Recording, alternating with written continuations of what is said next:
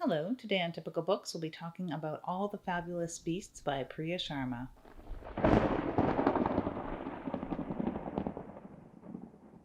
All the Fabulous Beasts by Priya Sharma is a 2018 single author collection that has garnered quite a bit of attention. And I'm sure a lot of people are in the same boat as me, aside from seeing her name on shortlists for awards and winning of awards. There was a short story called Fabulous Beasts, which is contained herein, and it had made it into one of Alan Datlow's collections. I don't know where else it has lived, but that's where I read it. And when I read it, I never forgot her name, ever. I mean, same thing happened to me with Steve Rasnick Tem, and that also happened to me with Stephen Graham Jones. It's happened with lots of authors where, and maybe that's something with H.P. Lovecraft, why everyone, pays attention to that. So when you stumble upon an H.P. Lovecraft story, you're like, that's a neat name. It's kind of dirty. But yeah, with Priya Sharma, that particular story stuck out too because it seemed very unique.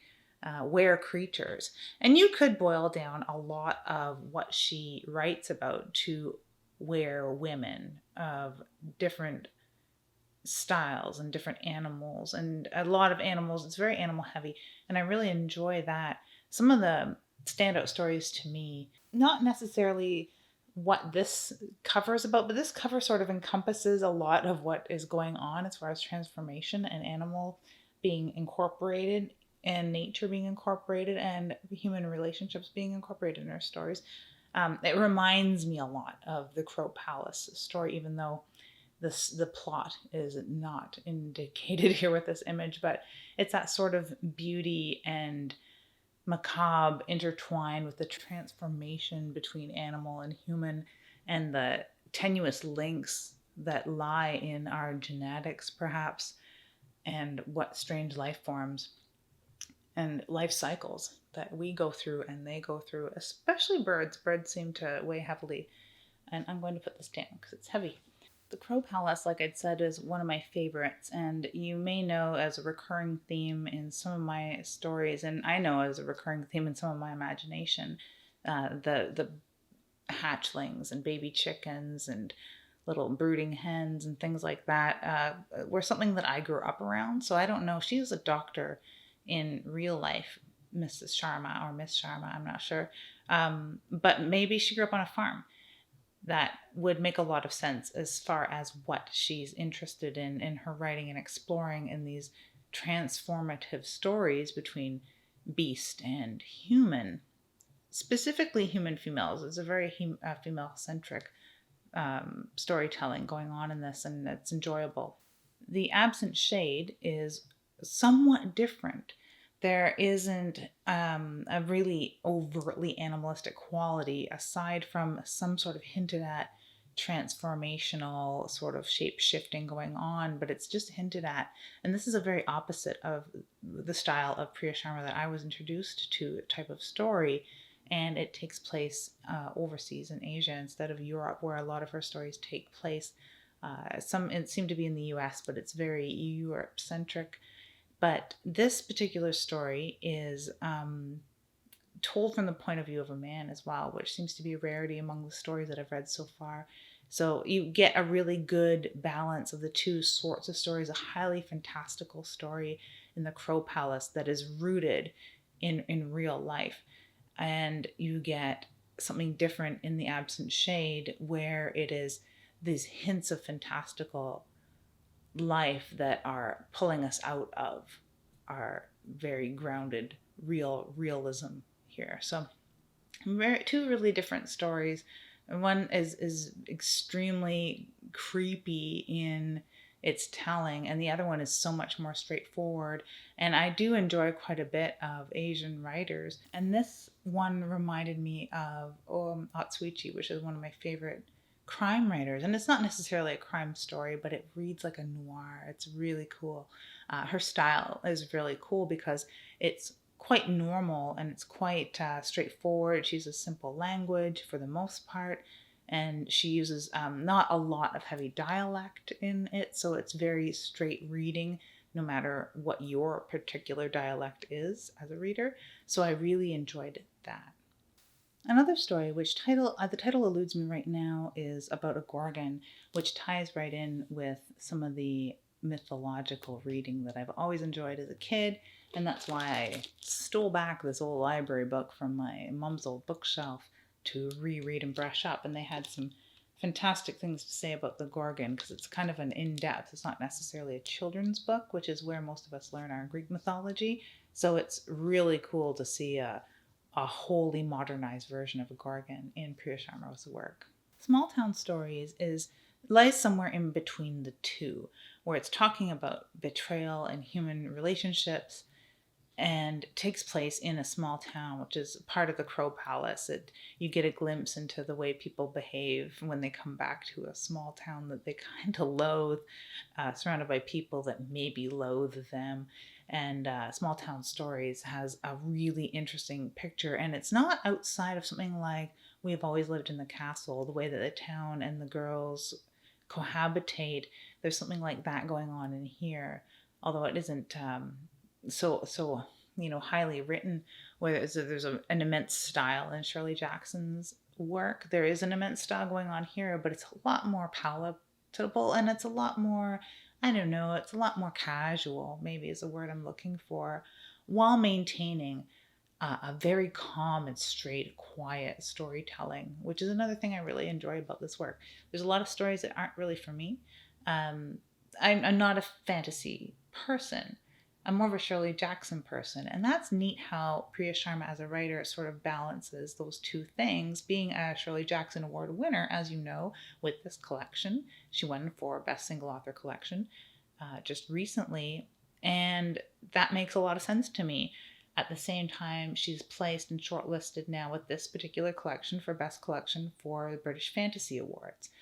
So it's neat how she's sort of straddling those genres with this quiet horror entry. And I'm not very good at compartmentalizing genre here when it comes to horror, because it is like every color of the horror rainbow and they can get smeared around in that bloody finger paint. But this does seem to be quiet horror fantasy. I don't know if anyone else has an idea, if you've read some Priya Sharma. I feel like I'm late coming to this particular collection, although I don't hear a lot about it, despite it being shortlisted and winning so many awards. So I don't know if you can explain that to me.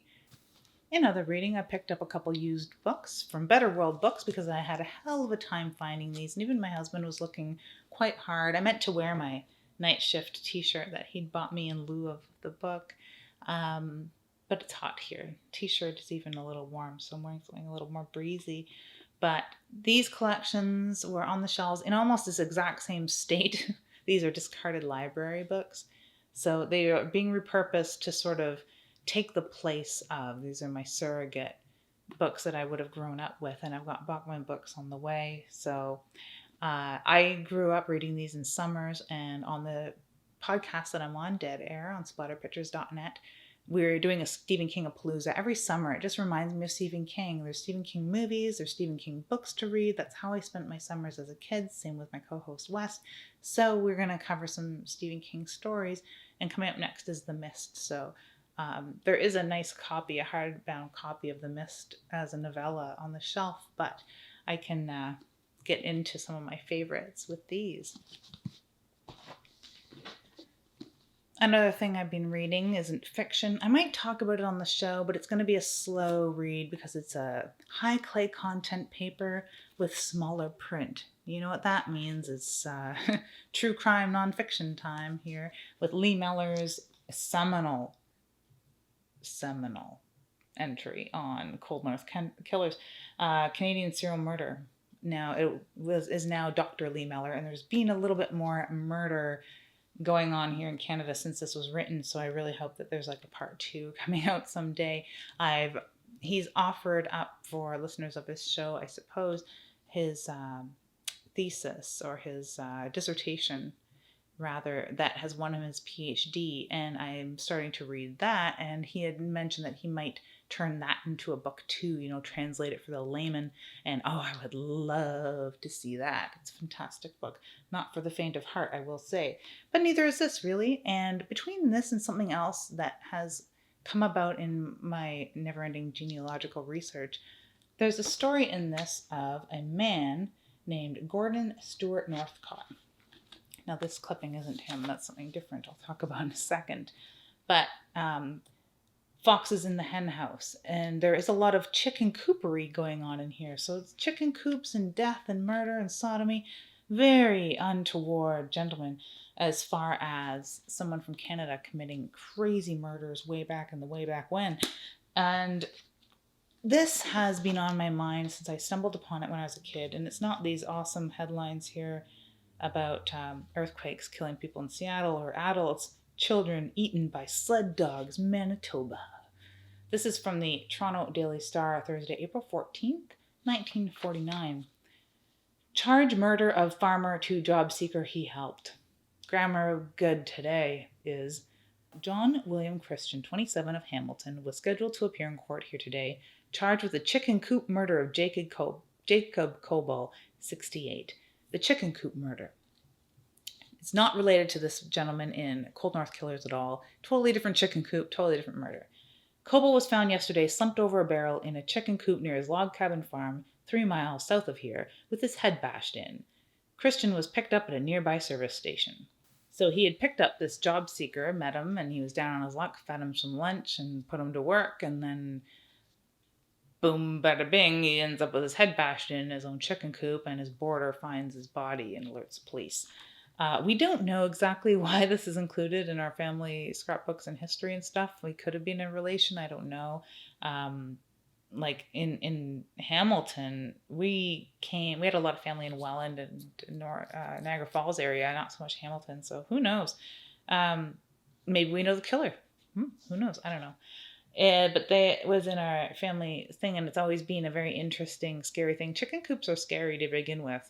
So, I don't know, an idea just popped in my head after I wrapped up a story that I was writing recently. I was really happy to have nothing on my brain, nothing on my mind, nothing on my plate. I wasn't writing anything, and then all of a sudden an entire novel just went into my head. So, it'll go hand in hand with some of the AuthorTube videos that I've been doing. I will continue, of course, reading, because coming up next on fiction reading time will be Kill Creek. And then after this, once I receive it or find a copy, will be Kin by Keelan Patrick Burke, which was a suggestion. So, and I've wanted to get to that for quite some time. So, I don't know, it'll be just K words, killings that I'm writing about, Kill Creek and Kin. So thank you to Written in Blood for suggesting Kin, which will be coming up eventually. But I've really wanted to get to this, not just because it has a deckled edge, which feels so good on the fingers, but it looks like it will really truly be a typical book. So that's it.